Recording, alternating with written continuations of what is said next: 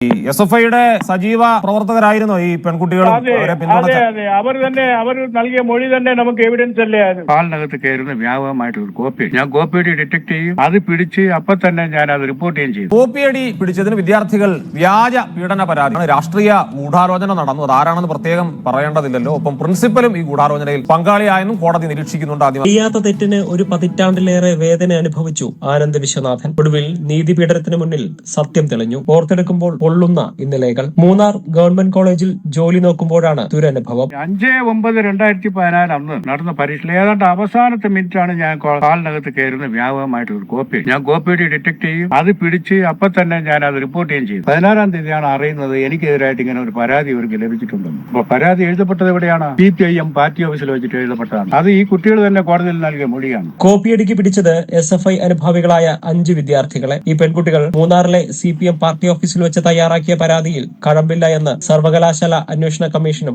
കണ്ടെത്തിയിരുന്നു. 2 സിൻഡിക്കേറ്റ് അംഗങ്ങളെ ഉൾപ്പെടുത്തിക്കൊണ്ടുള്ള ഒരു എൻക്വയറി കമ്മിറ്റി രൂപീകരിക്കുകയും അവര് എൻക്വയറി നടത്തുകയും ആ എൻക്വയറി റിപ്പോർട്ടിനകത്ത് നിഗൂഢമായ രീതിയിൽ, അതായത് പ്രിൻസിപ്പലിന്റെ ഭാഗത്തുള്ള ലാപ്സസും എക്സാം ഇൻവിജിലേറ്ററും ഒക്കെ ആളുടെ ഭാഗത്തുണ്ടായ വീഴ്ചയും ഇതെല്ലാം കൂടി കാണിച്ചിട്ടുള്ള റിപ്പോർട്ട് വന്നത് 2 കുട്ടികളെ ഡീബാറുകയും ചെയ്തിരുന്നു. 5 വിദ്യാർത്ഥികളാണ് അധ്യാപകനെതിരെ പരാതി നൽകിയത്. ഇതിൽ 4 പേരുടെ മൊഴിപ്രകാരം 4 കേസുകൾ എടുത്തു. 2 കേസുകളിൽ അധ്യാപകനെ നേരത്തെ കുറ്റവിമുക്തനാക്കിയിരുന്നു. ശേഷിക്കുന്നവയിൽ 3 വർഷം തടവിന് വിധിച്ചെങ്കിലും മേൽക്കോടതിയിൽ അപ്പീൽ. ഇതിലാണിപ്പോൾ ആനന്ദ് വിശ്വനാഥിന് അനുകൂല വിധി. പീഡനക്കേസിൽ കുടുക്കി പക വീട്ടാനുള്ള ശ്രമമാണ് വിദ്യാർത്ഥികളുടേതെന്ന് കോടതി വിമർശിച്ചു. ഇതിന് കോളേജ് പ്രിൻസിപ്പൽ കൂട്ടുനിന്നതായും സംഭവത്തിൽ രാഷ്ട്രീയ ഗൂഢാലോചന നടന്നെന്നും കോടതി നിരീക്ഷിച്ചു.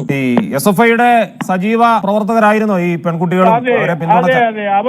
അവർ നൽകിയ മൊഴി തന്നെ നമുക്ക് എവിഡൻസ് അല്ലേ. CPIM പാർട്ടി ഓഫീസിൽ വെച്ചിട്ടാണ് ഇത് എഴുതിയെന്ന് പറഞ്ഞു കഴിഞ്ഞാൽ പിന്നെ എന്താണ് അതിനപ്പുറം ഉള്ളത്? CPMന്റെ അന്നത്തെ മുതിർന്ന നേതാക്കളൊക്കെ അവരെ സഹായിക്കുകയും ഉപദേശിക്കുകയും ഒക്കെ ചെയ്തിട്ടുണ്ടാവും. അതെ, തീർച്ചയായിട്ടും. അന്നത്തെ XMLA രാജേന്ദ്രൻ തന്നെ. രാജേന്ദ്രനാണ് ഇതിന് അവർക്ക് ഉപദേശമൊക്കെ കൊടുത്തു കാണും. ഇപ്പോ വാസ്തവത്തിൽ ആ കുട്ടികൾ ഇപ്പൊ എന്ത് ചെയ്യുന്നെന്ന് നമുക്ക് അറിയില്ല. അവർ അന്നത്തെ സമ്മർദ്ദത്തിന്റെ ഭാഗമായി കൊടുത്തതാണോ എന്നും അറിയില്ല. പക്ഷേ ഈ പ്രസ്ഥാനം SFI ആയാലും CPM ആയാലും മാഷോട് ഒരു മാപ്പ് പറയേണ്ടതല്ലേ? അവര് അതിന് തുനിയത്തില്ല സാർ.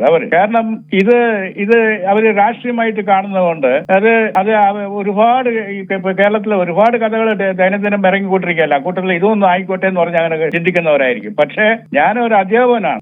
ഇത് നൽകുന്ന സൂചന ഇനി അടുത്ത് ഇതുപോലെ ഒരു അധ്യാപനം സംഭവിക്കരുത്. കോളേജുകളിലെ പ്രിൻസിപ്പൽമാർ നിഷ്പക്ഷമായിട്ട് പരീക്ഷകളും അതുപോലെ അഡ്മിഷനും നടത്തുക. അവരുടെ കാര്യക്ഷമത വർദ്ധിപ്പിക്കണം. ഡയറക്ടറേറ്റ് ഓഫ് കോളേജ് എഡ്യൂക്കേഷന് ഇത് ഒരു താക്കീത് കൊടുക്കണം എന്നാണ് എന്റെ ഒരു ആഗ്രഹം. വലിയ മാനസിക സമ്മർദ്ദമായിരുന്നോ?